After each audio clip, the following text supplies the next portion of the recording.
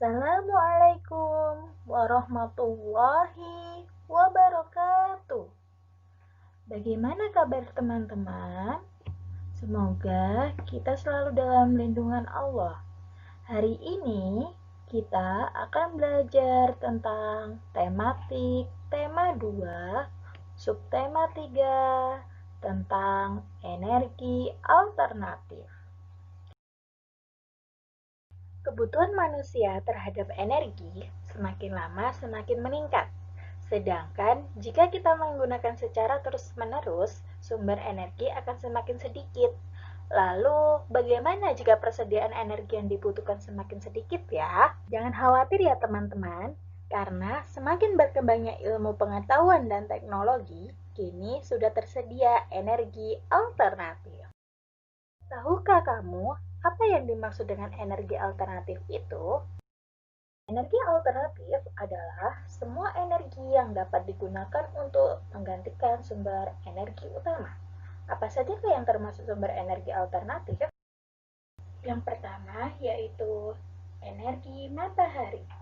Cahaya matahari dapat digunakan untuk menjemur pakaian.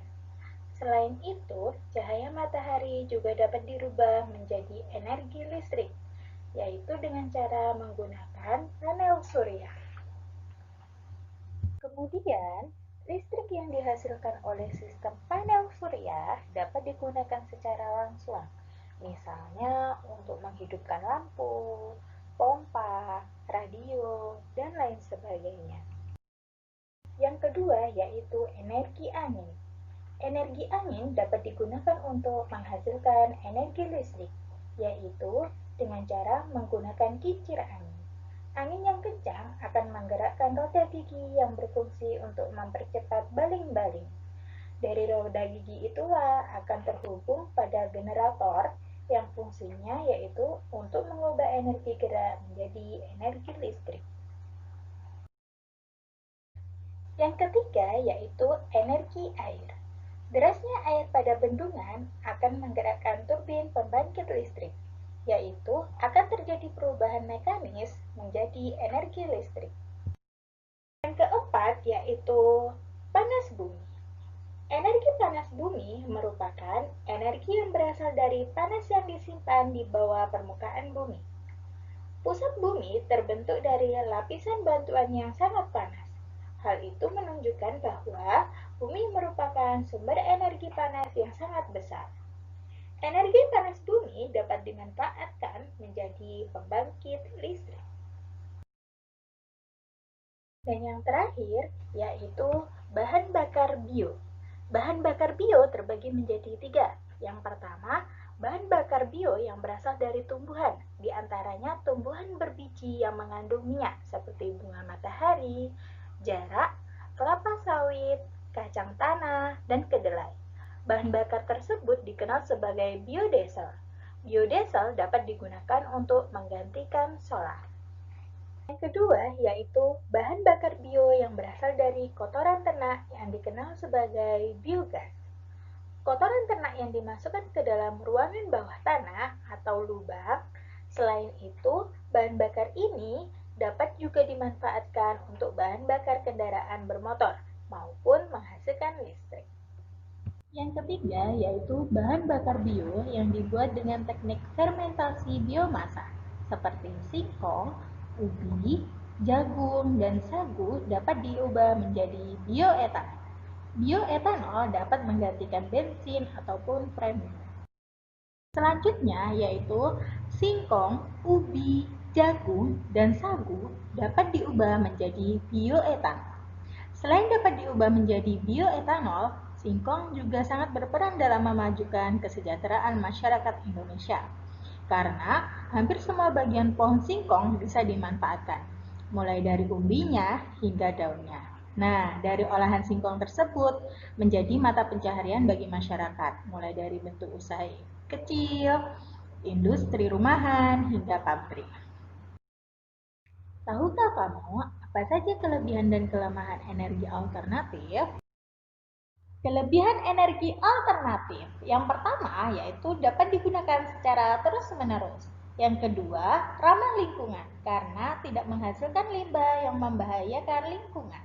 Dan yang ketiga yaitu energi yang dihasilkan sangat besar dan pasokannya melimpah karena energi didapatkan dari alam.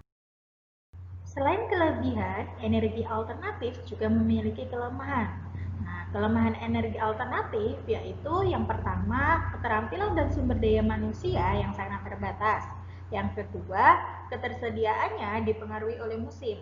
Yang ketiga, yaitu masih memerlukan bahan cadang impor dan memerlukan biaya yang sangat besar.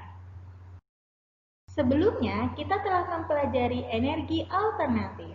Nah, kita sebagai manusia memiliki hak dan kewajiban. Terkait dengan hak dan kewajiban dalam energi alternatif adalah kita berhak untuk mendapatkan dan memanfaatkan energi alternatif. Tetapi sebagai warga negara, kita juga memiliki kewajiban untuk menghemat penggunaan minyak bumi dan memanfaatkan minyak bumi secara bijak. Misalnya, menghemat penggunaan BBM dengan menggunakan transportasi umum. Dan yang kedua yaitu menggunakan sumber energi alternatif yang lebih ramah lingkungan seperti air, matahari, atau angin. Baik teman-teman, ketika kita sudah melakukan kewajiban dengan baik dan mendapatkan hak yang seharusnya kita dapat, maka tugas kita selanjutnya yaitu mengajak masyarakat sekitar kita untuk melakukan sesuatu yang positif, seperti menghemat energi dan lain sebagainya. Nah, sebelum kita mengajak orang lain, kita harus terlebih dahulu memahami tentang teks petunjuk. Apa itu teks petunjuk? Teks petunjuk adalah teks yang berisi arahan untuk melakukan segala sesuatu yang bertujuan untuk menjelaskan penggunaan atau pembuatan sesuatu. Nah, kalimat yang digunakan untuk teks petunjuk adalah menggunakan kalimat perintah. Teks petunjuk juga bisa dalam bentuk sebuah poster. Salah satu cara menyampaikan informasi dan mengajak orang lain adalah dengan membuat poster yang berisi informasi atau ajakan untuk menghemat energi. Langkah-langkah membuat poster adalah yang pertama, menentukan tema. Yang kedua, gunakan kalimat yang singkat, padat, dan jelas pada poster. Yang ketiga, buatlah slogan poster yang sesuai dengan tema. Dan yang terakhir yaitu jangan lupa buatlah gambar yang menarik agar orang lain memperhatikan poster yang kamu buat. Berikut adalah salah satu contoh poster cara untuk menghemat energi. Baiklah teman-teman, sebelum kita menyanyikan lagu Tik-Tik Bunyi Hujan, mari kita belajar tentang not balok pada lagu tersebut.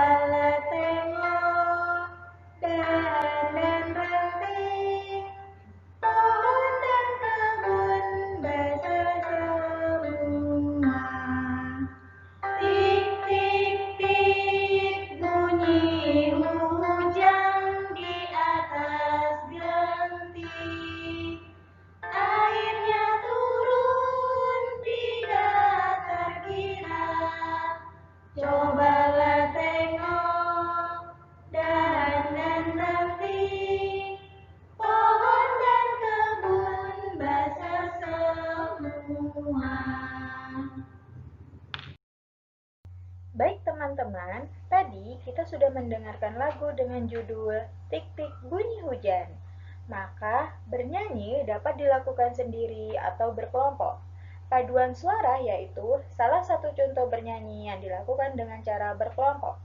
Ketika bernyanyi secara kelompok, kita harus memperhatikan hal-hal berikut. Yang pertama yaitu tinggi rendahnya nada. Yang kedua yaitu tempo. Dan yang ketiga yaitu dinamika lagu. Selain itu, dalam bernyanyi kita perlu mengetahui teknik bernyanyi yang baik dengan benar.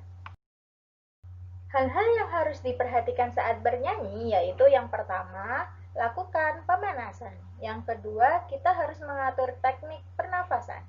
Teknik pernafasan ada 3 jenis, yaitu pernafasan dada, pernafasan perut, dan pernafasan diafragma. Teknik pernafasan yang baik saat bernyanyi yaitu menggunakan pernafasan diafragma. Selanjutnya yaitu yang ketiga, sikap tubuh berdiri tegak. Dan yang terakhir, menguasai artikulasi. Baik teman-teman, alhamdulillah pembelajaran dari tema 2 subtema 3 sudah terselesaikan. Semoga pembelajaran yang saya sampaikan bermanfaat buat kita semua. Bila ada kesalahan, saya mohon maaf sebesar-besarnya. Saya akhiri. Wassalamualaikum warahmatullahi wabarakatuh.